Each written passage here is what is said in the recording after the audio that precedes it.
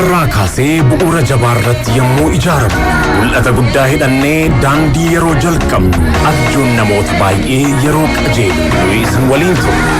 Har'as masaraa guddinaa irratti ol kaafamnee saffisaa fi ga'umsa olaanaan isin tajaajilaa milkaa'ina karoora keessaniif abdii fi jabina isin hidhachiisaa galma kaayyoo fi milkoomina keessanii bira yeroon isin gahuuf teknoolojii baankii jaarraan nu badhaase qabannee cina keessanitti argamneerra. Yeroo oomishtan, yeroo daldaltan, yeroo ijaartan, yeroo imaltan, yeroo bittanii fi qusattan nuti yeroo hunda isin waliin jirra.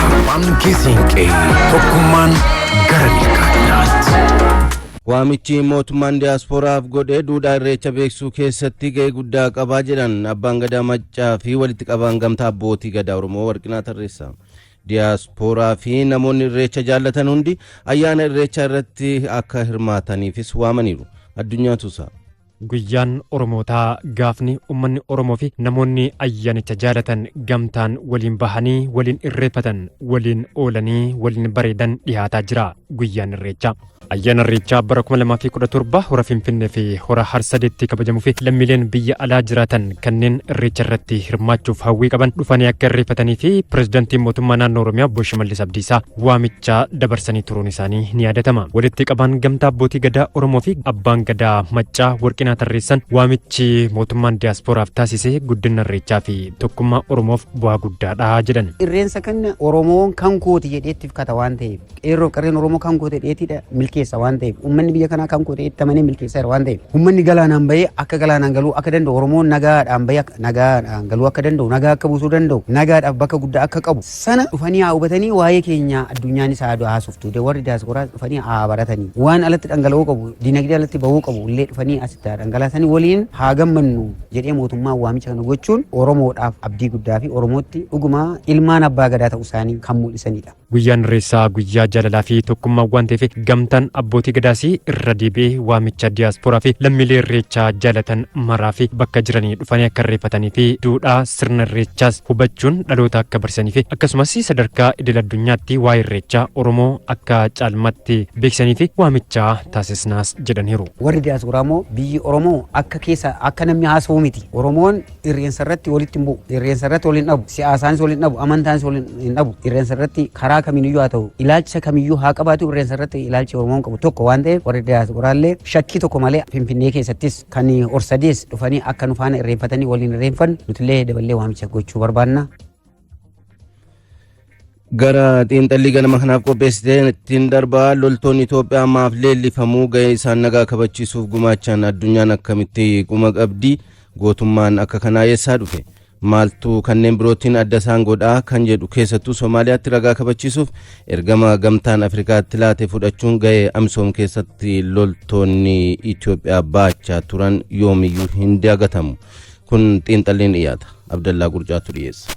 Itoophiyaan biyya guddoo baay'ina uummataatiin Afrikaa irraa Naayijeriyaatti aanteetiin sadarkaa lammaffaa irra jirtudha. Sirna mootummaa jabaa qabaachuunis warra har'a guddatan jedhaman dura biyya hundoofteetiin mootummaa dhuunfaadhaa qabaatteetiin bulaatiin turte the oldest state jedhuun Itoophiyaa.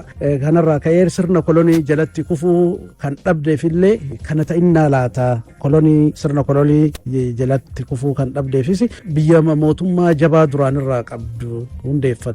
Ta'inna wanti jedhullee hayyoonni yaada garagaraa kaasuudhaan xiinxalu ofirra darbanii biyya birooti dhaqqabuu keessatti illee loltoonni Itoophiyaadhaa kan akkuma biyyaatittu tiim leellifamnu fakkeenyaaf waraana Kooriyaa lamaan jidduutti deematiin ture Koongoo, Laayibeeriyaa, Buruundii, Ruwaandaa, Somaaliyaa kaleessa fi hadhallee Somaaliyaa ijaaruu keessatti illee gaafa isiin foolatte ammoo haga itti himuu keessatti illee Itoophiyaan sirriitti beekamti. Naannawa gaanfa Afrikaa kanarra darbee Afrikaa bahaa kabachiisuu keessatti illee gaheen loltoota Itoophiyaadhaa guddaadha. Kanarraa ka'uudhaan biyyoonni guddatan Ameerikaa dabalatee loltoonni Itoophiyaa gootummaa addaatiin beekamu jechuudhaan maqaa dha'uu gaafa Alshabaab Afrikaa bahaatitti hidda gadi godhateetiin wixxifataatiin ture kan shororkeessaa gadi qabu loltoota Itoophiyaa malee hin jiru jechuudhaan Ameerikaan amanaa guddaatti kenniteetiin ture. Hariiroon Itoophiyaan Ameerikaa faana qabdu waggoota 100 caalus irra caalaa daran leellifameetiin cimeetiin jedhe bara 1998 gaafa Alshabaabii Tanzaaniyaa fi Keeniyaa keessatti imbaasii Ameerikaa haleeletiin ture. Osoo loltoonni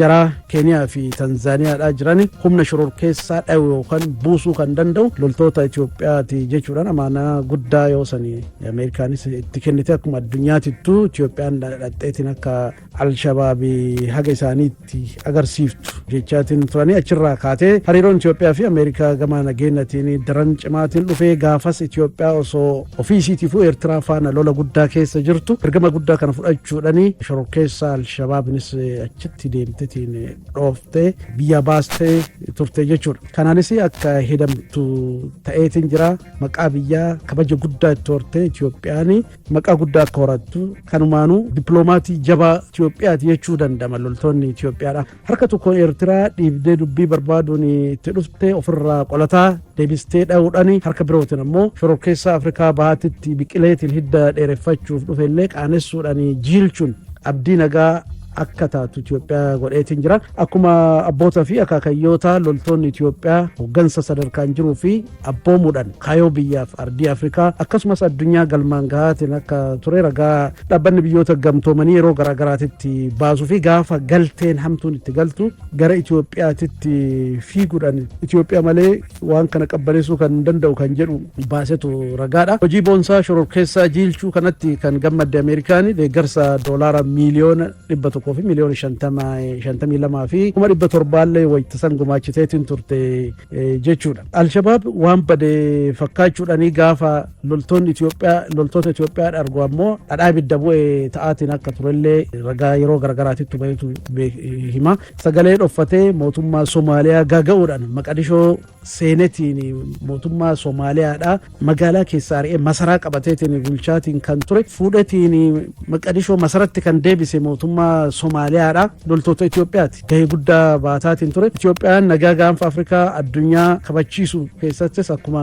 kana gahee guddaa baataatiin turte. Kanaan alattis sababa beela fi lolaatiin namoota baqaaf saaxilaman kooluu galchuun haga barri darbuu siifan jira jechuudhaan bobaa jala kaayachuun biyya maqaa yookaan gurra guddaa qabdu Itoophiyaan. Hojii namummaa fi gootummaa Itoophiyaan hojjetteen Ameerikaan deeggarsa misoomaa yeroo garaagaraatitti kennaatiin turte. Inumaa deeggarsa Ameerikaan hojii misoomatiif gootu keessatti hojii boonsaa Itoophiyaan hojjetaatiin turte kanaan Israa'el, Ijiptii fi Afgaanistaan aansetiin Itoophiyaadhaa fi gumaachatiin akka turtellee ragaa yeroo garaagaraatitti baatiin turetu eera. Amisoom keessatti hoo gaheen Itoophiyaadha loltoonni Itoophiyaa maal gumaachatiin turanii maaltu hojjetamaatiin ture kan jedhu yoo mil'anneetiin laalle Amisoom ka ergama addaa gamtaan Afrikaadha nagaa kabachiisuudhaa fi Somaaliyaa keessatti baataatiin jirudha. Manni marii nageenyaa dhaabbata biyyoota gamtoomanii murtoo 26-28 baaseen yookaan dabarseen ergama addaa gamtaa Afrikaatitti kennuudhaan Somaaliyaatti nageenyi akka bu'uudhaa fi kan taasiseedha. Haga bara 2022tti Amisoom hojiirra ture keessatti loltoonni Itoophiyaa amaanaa itti laatame kutannoo fi jajjabina guddaadhaan baataatiin turaniiru. Kan ammoo warra biyyaatti ragaa bahuudhaan jajataatiin jira hanga yoonatitti. Naannolee Somaaliyaa hedduu keessatti loltoonni Itoophiyaa bobba'an Alshabaab achi buutee dhoorguudhaan uummanni qeerraa baqateetiin ture akka qeetti deebi'u gochuu keessatti gahee guddaa baataatiin turanii. Ragaa kana dhiyeennuma kana gaafa pirezidaantiin Somaaliyaa Hasan Sheekh Mahamud loltoota Itoophiyaa maqaa balleessuudhaa fi asiif achi kaatatiin ture. Miseensi paarlaamaa biyyaa dhugaa haaluun fafa jechuudhaan ijjannoodhaan mormaatiin tureera.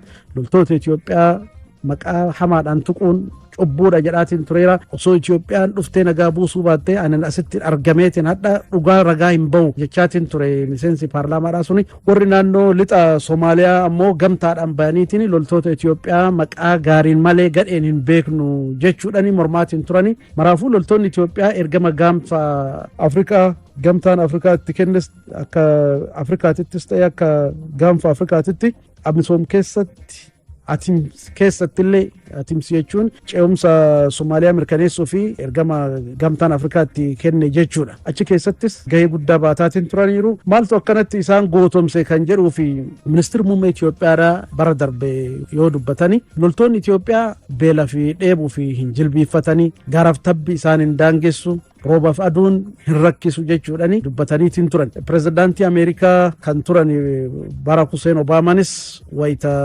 pirezidaantii Ameerikaa ture tokko daawwannaadhaaf Itoophiyaa yoo dhufu wanti guddaan inni kaasatiin ture Itoophiyaan goota ta'uu afaaniin yookaan seenaa himuun qofa osoo hin taane qabatamaan loltootni isii har'a jiranii fi kan kaleessatu ragaadha jechaatiin ture. Gaanfa Afrikaa fi Afrikaa bahaa fedhiin addunyaa guutuun irra jirtu kana nagaa qabeetti akka taatu kan godhe loltoota Itoophiyaati. Kan ammoo hooggantoota sadarkaan jiranii fi hayyoota siyaasaa namoota seenaa beekan hojii qabatamaanii hojjetamaatiin ture ragaadha. Namichi Somaaliyaa jira haa jedhanii fi asiif achi kaatus osoo harka jalaa fudhatanii halkan takka Maqadishoo buluu akka hin dandeenye innumtuu ragaa ta'uu danda'a warri jedhanillee jiru. Gootummaa akka kanaa qabaachuun dhaloota har'aatii fi kan boruutiifillee maqaa guddaa itti horuu danda'a. Maqaa guddaa waan nama boonsu waan ta'eef gootummaan kun dhaloota akka dhalootatti ce'uuf ammoo hojiin amma jiru kun dhalootatti darbuu qabaa, hojjetamuu qabaa, beeksifamuu qabaa. Miidiyaan keessattuu gahee loltoonni Itoophiyaadhaa akka biyyaatittis ta'ee akka gaanfa Afrikaatittis akka Afrikaatittis akka addunyaatittis baatan kana ol kaasetiin himuun ammumarra barbaachisaadha jedha.